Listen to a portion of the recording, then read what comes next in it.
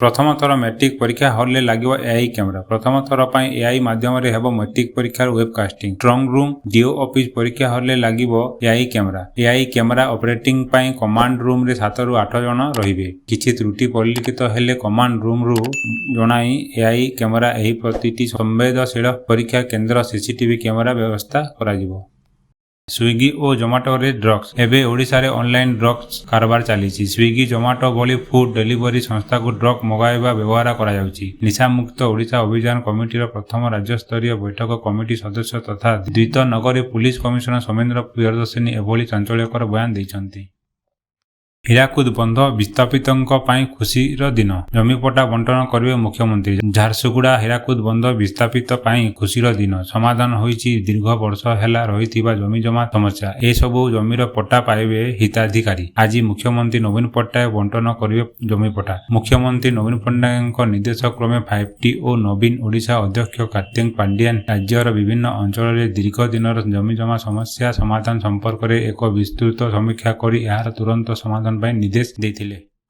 पुणी बढ़िला सीएनजी दर। गाड़ी चालकों पर आसीचे एक बड़ खबर। पुणी जनता को लगी महंगा झटका। वृद्धि पाई कंप्रेसर नेचुरल गैस दाम। सीएनजी दाम रे 1 टंका वृद्धि होइतिबा जणा पड़िछि। एहा पूर्वरु गत नवेम्बर मासरे मध्य सीएनजी दर वृद्धि पाइथिला। गत मास 23 तारिख रे दिल्ली और एनसीआर रे सीएनजी दर 1 टंका वृद्धि पाइथिला। सीएनजी दाम केजी 74.59 रु 75.59 टंका होइछि। पुणी थरे सीएनजी दर बढ़िबा फଳରେ ग्राहकंकु एबे पुणी झटका लागिछि। आज खोलिबो आईआईएल रो IPO. INOX India limited IIL रो इनिशियल पब्लिक ऑफर आईपीओ चलित वर्ष डिसेंबर 14 रे खोलिबो। एपरिक उक्त ऑफर 2023 डिसेंबर 18 रे बंद हेबो। फଳରେ आंक निवेश माने ऑफर खोलिबार गोटे दिन पूर्व 2023 डिसेंबर 13 रे बिड दाखल करि परिबे। उक्त ऑफरटी इक्विटी शेयर मूल्य 627 रु 660 टंका मध्य धार्य करा जायछि। सेहि बोली सर्वनिम्न 22 टी इक्विटी शेयर पई बिड दाखल करा जाय परिबो। देश में 581 आप निषिद्ध। पबजी और फ्री फायर। आईटी नियम 2000 धारा 69 ए अनुसार देश में 581 आप निषिद्ध कराई। सेथिरु 174 बेटिंग हेउची 87 रण ऐप। अर्थ मंत्रालय पंकज चौधरी संसद में यही सूचना देइछन्ति। निषिद्ध होइतबा आप तालिका विवादीय महादेव आप, परिमैच, फेयरप्ले एक्स बेट, फेयरप्ले 1 एक्स बेट, लोटस 365, डाफा बेट, बेटवे सटा, पबजी, जियारेना, फ्री फायर भली लोकप्रिय आप्स नाम रही। एलन मस्क निराश। इलेक्ट्रिक जान आमदानी शुल्क उपरे सब्सिडी मिलिबनी। देश को आमदानी हेउतबा इलेक्ट्रिक जान उपरे आदाय हेउतबा आमदानी शुल्क उपरे सब्सिडी देबाको कोनोसी प्रस्ताव नाही बोली बुधवार संसद रे सरकार स्पष्ट कर दैछन्ति। वाणिज्य और शिल्प राष्ट्रमंत्री सोमप्रकाश सूचना दैछन्ति जे शिल्पायन एवं घरोई मूल्य वृद्धि को प्रोत्साहित करिबा एवं भारत को विश्व स्तर रे प्रतियोगिता मूलक करिबा पई एक उत्तम इकोसिस्टम पई सरकार अनेक नीतिगत पदक्षेप ग्रहण करिसन्ति। सरकारक एही निष्पत्ति द्वारा एलन मस्क टेस्ला कंपनी निराश होबार संभावना रही।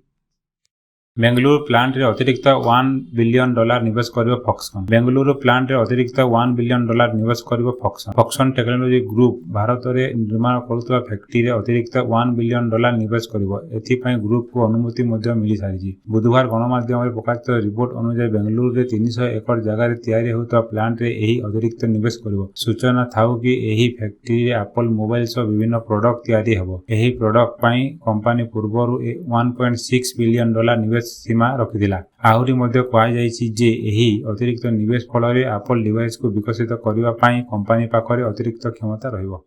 देश में सबुठु धनी महिला सावित्री जिंदल। भारतर सबुठारु धनी महिला सावित्री जिंदल वर्तमान देशर धनी व्यक्ति तालिका रे 5म स्थान में पहुंची। से एही तालिका रे 7म स्थान रे रहिथिले। हेले वर्तमान विप्रो मालिक अजीम प्रेमजी को पछरे पकाई सावित्री जिंदल देशर श्रेष्ठ 5 धनी व्यक्ति तालिका रे स्थान पाइछन्ति। वर्तमान जेएसडब्ल्यू चेयरमैन सावित्री जिंदल संपत्ति $25 बिलियन पहुंची। गत 2 वर्ष तांकर संपत्ति 87% वृद्धि पाइछि।